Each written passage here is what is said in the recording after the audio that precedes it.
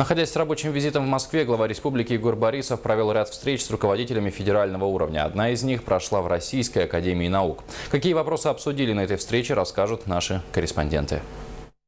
Российская академия наук является ведущей организацией комплексного научного исследования нашего региона, который занимает особое место в научном ландшафте страны.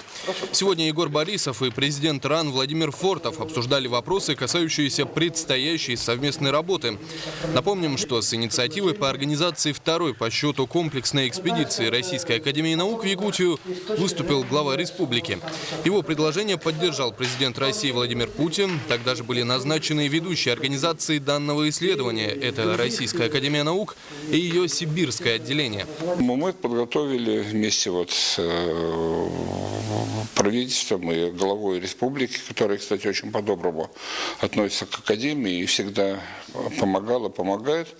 Программу комплексной научной экспедиции. Суть ее состоит в том, что ученые и сибирского отделения, и центральной части, и ученые республики, они объединяются для проведения определенных научных исследований по общей программе. Эта программа, сегодня обсуждалась.